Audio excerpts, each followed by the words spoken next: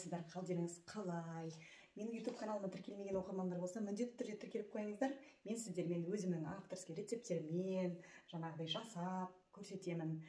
Және де бөлісетін боламын жаңағы рецепттермен, және де өзімнің жаңағы сіздерге көмегі тиетін, дендеріңіз сау болсын дей отыра, сіздерге денсаулыққа өте пайдалы кеңестерім бар.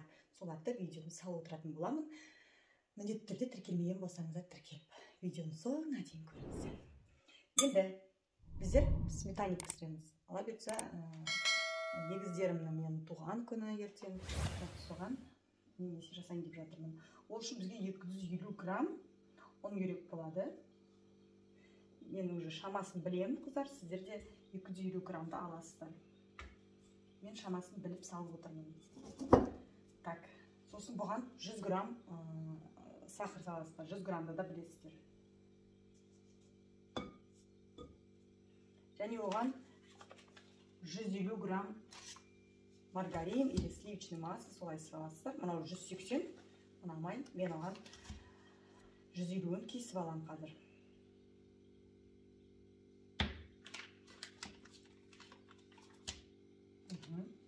Салдым, оны қазір теркадан өткізіп салуға да болады, былай да салуға болады.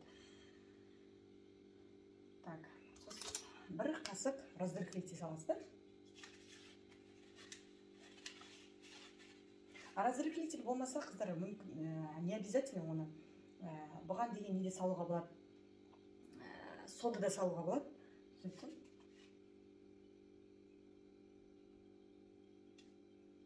Сода да салуға болады. Ал қыздар, енді тест жасаймыз. Бұған бір жұмыртқа керек болады. Жұмыртқамды ұмытып кетіп қалдым ғой. Так. Алғыдан енді барлығын араластырамыз. Әрине таза болу керек, қолымыз тырнақ болмау керек. Енді кеттік.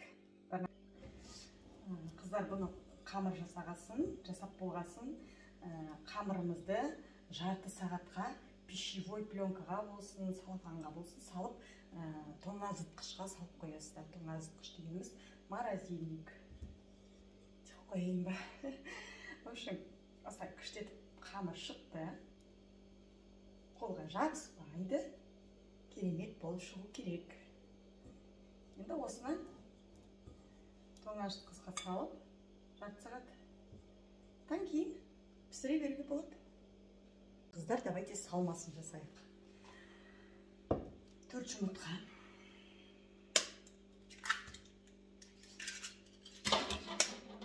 4 жұмыртқа керек болады. Міндетті түрде, қыздар. Өше күшті бұл шығар. Сіздер жасап көріңіздер менен көріп. Тестінің өзі қандай болып шығады. Ауызға ериді ғой.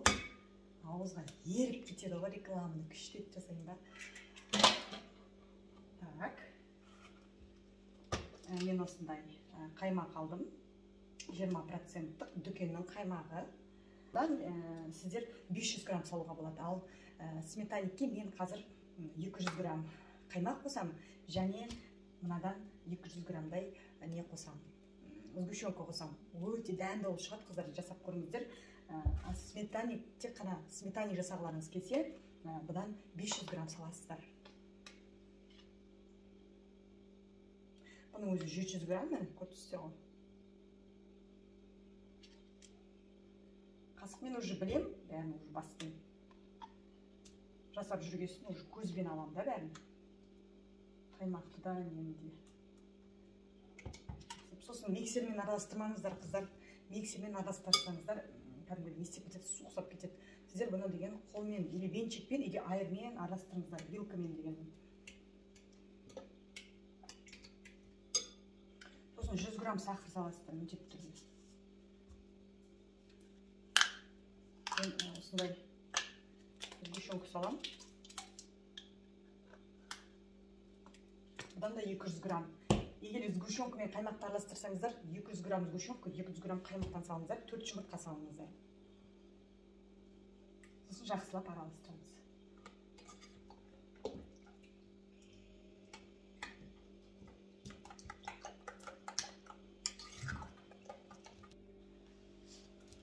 Осылай болып шығу керек. только венчикпен миксермен немен араластырмаңыздар, блендермен. Только вилка или венчик, қыздар, қолмен жұмыс жасаймыз. Анық барлығы толықтай дұрыс түсініп жатқан боларсыздар, иә? Мен барымша сіздерге түсіндіруге тырысып жатырмын. Енді қамырымыз дайын болғанда қазір түсіреміз. Так, қыздар, ендеше біздер бізге осындай форма керек болады. Және бұл формаға жаңағы морозильниктен жарты сағат тұрған морозильниктегі қамырымызды аламыз. Кішкене жанына алып қаламыз, ол бортиктарына, яғни жандарына, қыздар. Ал мына қамырдың өзін астына төсейтін боламыз қазір. Қамырды жайып, қолыңызбен жайып салсаңыз да болады. Осылай ыңғайлы, қыздар.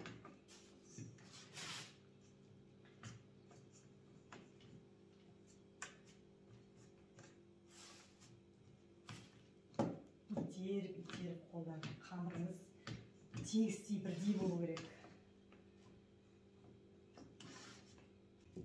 Мынау жаңағы алып қойғанымыз ол жандарына, яғни бортиктарына. Осылай тегістей бортиктарын жасап жатырмын жандарына.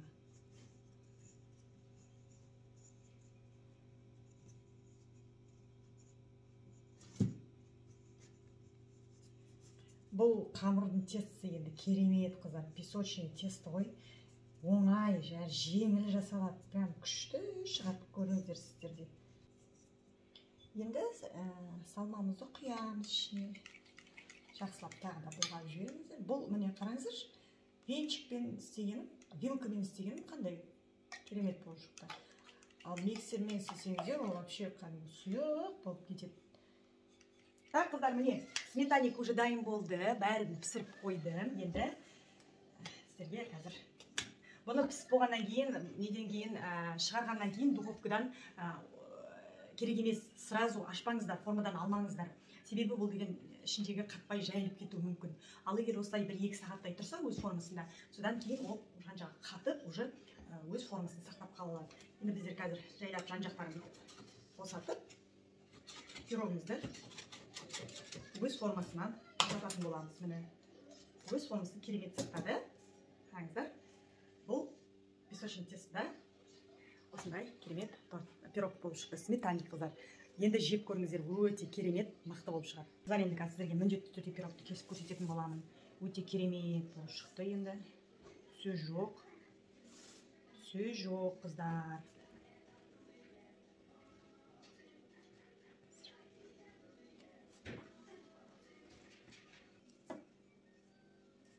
Енді өзім жеп көрейін да.